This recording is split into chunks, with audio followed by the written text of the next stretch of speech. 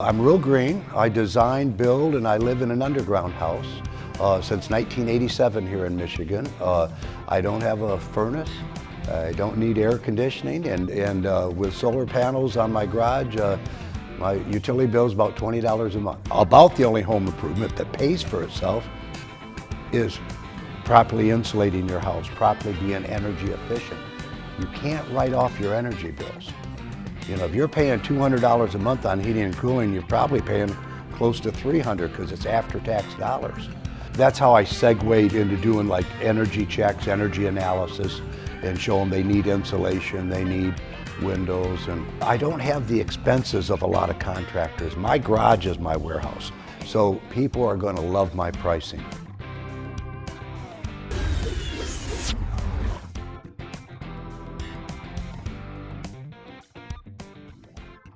And growing.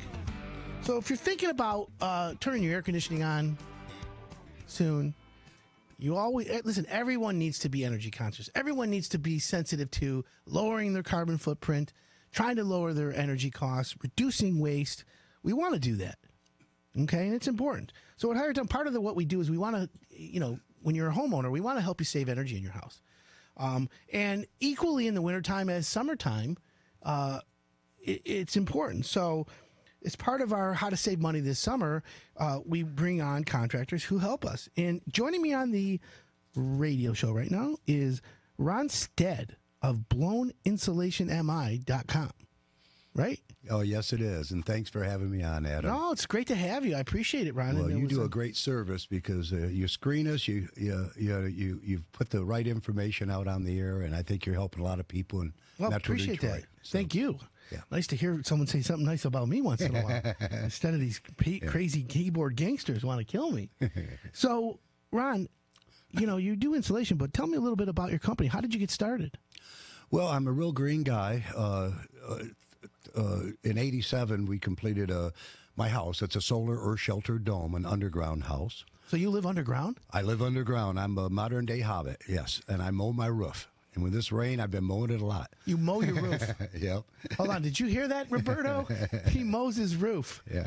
That's worth the podcast for me. So what do you mean you mow your roof? So describe for the listener, because, in visual terms, what does that mean? Well, I live in an underground house, and I wanted to have something that would last for centuries that I can pass on to my kids, and it's supposed to last 6 centuries. But I went underneath the frost line. My house is the thinnest part is 5 foot underground. Then it goes out to 16 foot. And in Michigan, when you're under 4 foot, you're under the frost line, which is 54 degrees year round. And I face the south, which provides 90% of my heating and cooling. Radiant. And so my dirt around the outside of my home stays about 70 degrees year round. And so I don't need a furnace. I do have a backup wood stove. I only burn 2 to 6 face cord a year, and I have solar panels on my garage. So my total expense is about $20 a month, and that's what really got me into this business. Knowing about how much money you can save by insulating. Do you have windows? Yeah, almost all of them face the south. Okay. To provide the passive solar. Everybody has a little passive solar. You go by it and you feel the sun coming in your window and it feels warm, but you lose that at night. Well, at night I bring down window quilts that air seal my windows. Mm-hmm. And so we keep the solar, inside. And so most of it's just passive solar. Yeah. So let me ask a question. We had some polar vortex winter weather over the past negative 19 degrees, negative 50 degrees. Yeah. So you're up below the frost line, so it's 54 degrees. Right. But still, that cold weather gets in there. How do you heat your house with wood? I mean, what did you do to heat the house? Well, this year I went to 6 face cord, an awful lot. What is 6 face cord? So people know. A face cord is 4 foot high, 8 foot long. Not too much wood. About 1 fire a week, 2 fires a week in the wintertime. Now, did you smell it smoky in there, or you have a? Oh no, it's a wood burner and goes up. Yep. You use it to cook as well? What's that? Do you use the wood burner to cook? Oh no. Okay. It's all electric. I like that. Yeah. So, and then did that spark you getting into the insulation business? Yeah, no doubt. I've done consulting work for people that wanted to build subterranean homes and Right. And helped them out that way. But there's only like about 7,000 subterranean homes in all of the United States. But there's millions of above ground houses, and they leak. And so that's what got me into it. And I start doing, for friends and family, I start doing energy analysis. We carry with us laser thermal software. We can look in walls and rim joists like Superman, and we go up in the attic, and I would refer the work out. Adam, I go, here, you need insulation, you need windows. When I found out what some contractors, not all, but what some contractors are charging for this stuff, in 2004, I said, I'm getting into the business myself. Okay, so homeowner wants to, let's keep it simple. Homeowner wants to save energy. They're turning the air conditioning on. How does insulation save them energy in the summertime? Well, it's just as important as in the wintertime. Now, in Michigan, we don't use as much air conditioning as we use natural gas. But when you use it, it costs you close to twice as much money to refrigerate your air with electricity as it does to heat your air with natural gas. Sure. Now, what happens, the average house that I get into have 8 inches or less of insulation, and that's the W word. You're woefully under-insulated. You should have 20 inches or an R60. So what happens when you have just a little few inches of insulation, our attics in Michigan get up to 150 degrees. That's like having a heater Right. all over your attic. Travels through the walls, through the ceiling, down into the house. Yeah, Because warm air travels towards the cold. Right. We know that hot air rises, but heat is always seeking cold, and cold's always seeking heat. That's convection. Right. Correct. So it comes out. That's why in a 2-story house, you don't even want to sleep upstairs in July. How about in a bungalow? Oh, my God, with the side attics and not much room up Can you solve that problem in the bungalow? Yes. No bungalow is going to be as perfectly energy efficient as some of the new homes today. Right. That's why they don't build many of them anymore.